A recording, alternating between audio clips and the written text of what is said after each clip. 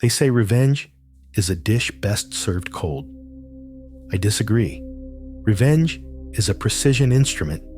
It's a scalpel. If you just slash and burn, you make a mess. But if you know exactly where to cut, you can remove the cancer without killing the patient. In my case, the patient was my life. The cancer was a man named Bob. Most guys, when they catch their wives cheating, they scream. They throw clothes on the lawn. They get drunk and punch a wall. I didn't do any of that. When I found out my wife was sleeping with her high school ex, mocking me, lying to my face, and destroying our family for a cheap thrill, I didn't get mad. I got quiet. I realized that simply divorcing her wasn't enough. I needed balance. I needed justice. And when I found out that her lover's entire life, his job, his home, his money, depended on the father of the wife he was cheating on, I knew exactly what I had to do. I didn't just end the affair. I ended him. Let's rewind. Take you back to the early 2000s. No smartphones, no GPS tracking apps, no social media footprints to follow. If you wanted to catch a liar back then, you had to be smart. You had to pay attention. On paper, we were the American dream. 2 kids, aged 4 and 6. A nice house in the suburbs. My wife worked part-time. I brought home the bacon. It was comfortable. It was stable. Or so I thought. The rot started in the quiet moments. It wasn't a lipstick stain or a smell of cheap cologne. It was the logistics. My wife started taking the kids to her parents' house a lot. Now, grandparents love their grandkids. That's normal. But her parents lived 90 minutes away. That's a 3-hour round trip. She started doing this 2, maybe 3 times a week. Every single day she wasn't working, she was visiting her folks. I remember sitting at the kitchen table one Tuesday night. The house was quiet. She was in the shower. I was doing the mental math. Why drive 3 hours to sit at your mom's house for 2? It didn't make sense. The gas money, the wear and tear, the exhaustion. I asked her about it casually. Honey, that's a lot of driving, isn't it? Maybe take a break? She looked me right in the eye. That look. If you've ever been cheated on, you know the look. It's a glaze, a wall. She denied it being a problem. She got defensive. I just want the kids to know their grandparents, she said. Why are you controlling me? She was never a good liar. Her left eye twitched slightly. Her voice went up an octave. That was the moment the trust died. But I needed proof. So, I became a ghost in my own marriage. I started walking out to the driveway before she left in the morning and checking the odometer on her sedan. I'd write the number down in a small black notebook I kept in my tool chest. When she came home, I'd check it again. Math doesn't lie. People do. She said she went to her parents. That's a 180-mile round trip. But the odometer? It was showing an extra 400 miles a week. 400 miles. That's not a detour. That's a destination.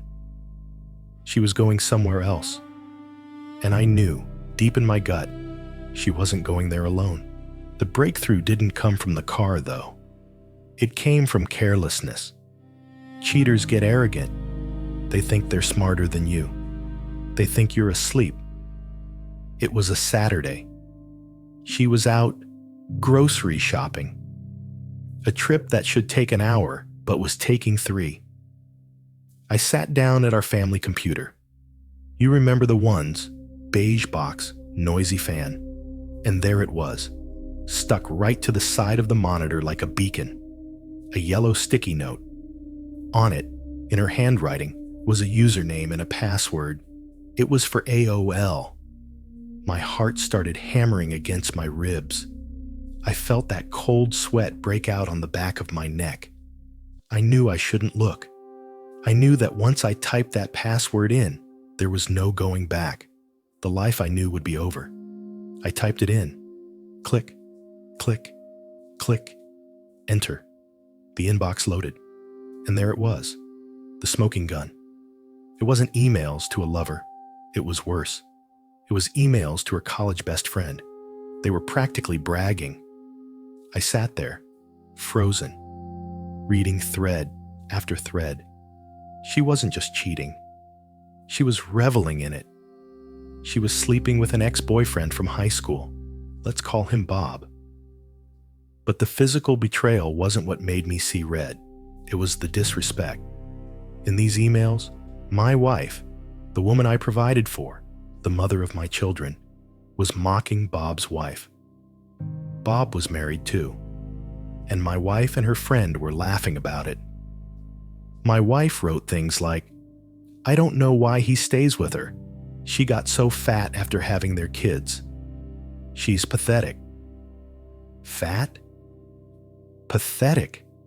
This woman was home raising Bob's children while my wife was screwing him in cheap motels, and she was the pathetic one. Something snapped in me. The sadness evaporated. The grief vanished. All that was left was a cold, hard block of ice where my heart used to be. I didn't scream. I didn't cry. I hit print. I printed everything. Every exchange. Every timestamp. Every insult. I took those pages, folded them neatly, and hid them in a lockbox in the garage. She came home an hour later, smiling, carrying grocery bags. She kissed me on the cheek. I smiled back. I played the part. But inside, I was already planning the funeral of her secret life. Emails are evidence of intent. But I needed evidence of action. I needed to know the where and the when. And frankly, I didn't have the stomach to follow her myself. I have a buddy who was a cop. I called him up, asked for a recommendation. He gave me a name, Ron, an ex-detective turned private investigator. Ron was old school, no nonsense. I met him at a diner, slid the envelope of cash and copies of the emails across the table. I told him what I knew about the mileage. Ron nodded, took a sip of his black coffee, and said, "I'll get you what you need."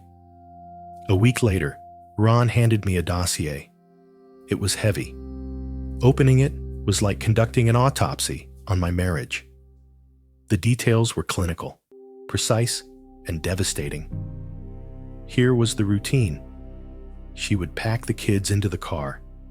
She would drive the 90 minutes to her parents' house.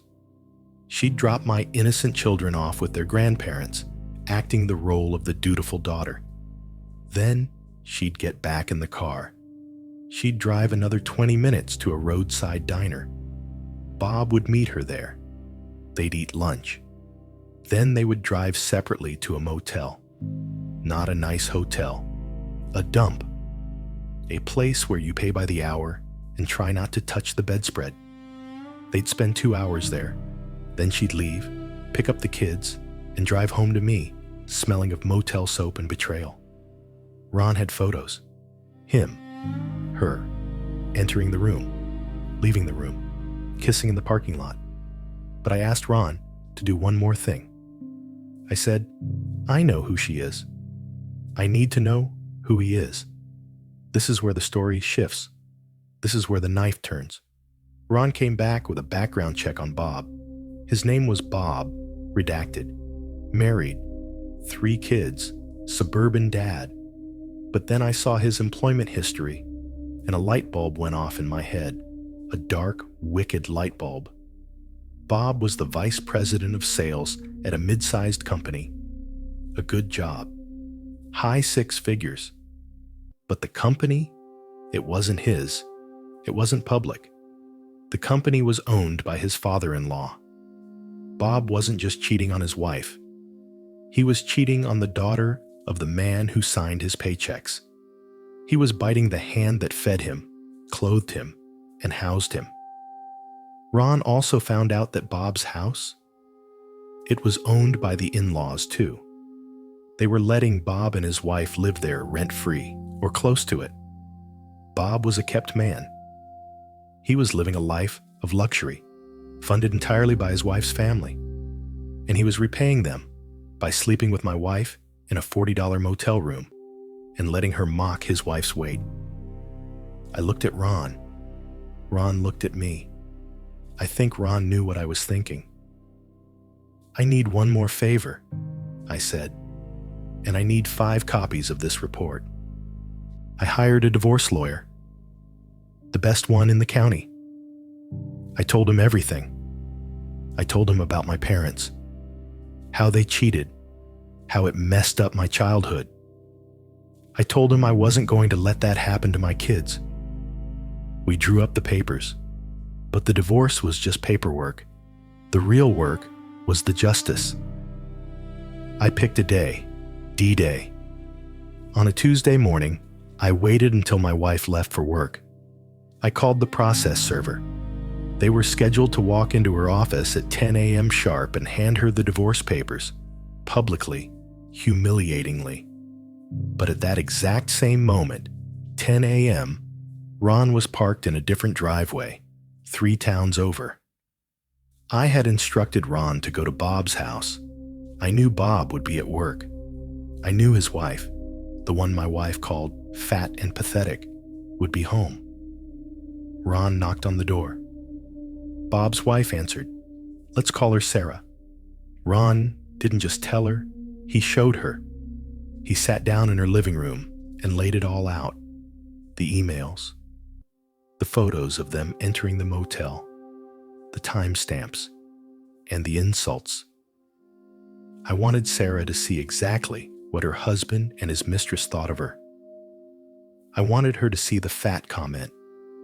I knew that would be the fuel for the fire. I wasn't there, obviously. But Ron told me later that Sarah was a nice lady. She was quiet. She looked at the photos. She read the emails. She didn't scream. She just turned very, very pale. Then she thanked Ron, and she closed the dossier. She had the ammunition. Now, I just had to wait for the explosion. My divorce went through. It was painful, sure. Divorce always is. But compared to Bob, my life was a walk in the park. While my ex-wife was dealing with finding a new apartment, Bob was dealing with the apocalypse. Remember, Bob worked for his father-in-law, and Bob lived in a house owned by his father-in-law. Sarah didn't waste a second. She went straight to her daddy. She showed him the file. She showed him how Bob was treating his little girl. According to the court records, which, by the way, became my favorite bedtime reading for months, the fallout was instant. Bob didn't just get fired. He was escorted out of the building by security. His father-in-law reportedly threatened to kill him if he ever stepped foot on the property again. No severance, no reference, just a cardboard box and a kick in the ass. Then came the eviction. Since the in-laws owned the house, Bob was homeless within 48 hours. Then came the bank accounts. Sarah cleaned out the joint accounts before Bob even knew what hit him. She took the kids. She filed for full custody. Bob, the VP of sales, the arrogance king, was suddenly jobless, homeless, and broke. But it got uglier. I heard through the grapevine that Bob tried to go back to the house to beg, or maybe to fight. He started screaming at Sarah on the front lawn. Bad move. Sarah's brother happened to be there. Bob didn't walk away from that encounter. He was carried away. With a broken nose. Police reports were filed. Restraining orders were issued. Bob spiraled. He couldn't get a job in his industry because his former boss, his father-in-law, blackballed him across the entire state. He ended up with criminal charges for violating the restraining order. He spent time in jail. Real jail. Not Monopoly jail. Last I checked, Bob had left the state completely. He vanished. A ghost. A man who had everything. A family, a career, a home, and threw it all away for a few afternoons in a motel and a chance to feel like a big man. And what about the wife? Bob's ex? She's doing great. She went to work at her dad's company. When her dad retired, she took over. She's running the show now. She lost the dead weight, Bob, and gained an empire. Good for her. As for my ex-wife, we're civil. We have to be. For the kids. But that's it. I don't hate her anymore. Hate takes energy. Hate requires you to care. I don't care. To me, she's just someone I used to know. She's a stranger who shares DNA with my children. I look back at that yellow sticky note sometimes in my memory.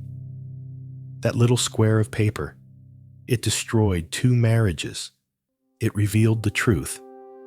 But it also saved me. It cut out the cancer. Bob learned the hard way that when you play with fire, you don't just get burned. Sometimes, the whole house collapses on top of you. And honestly, I enjoyed watching it fall. Thanks for listening. If you enjoyed this story of justice served, hit that like button and subscribe. You never know who's watching or reading your emails. Stay loyal, guys.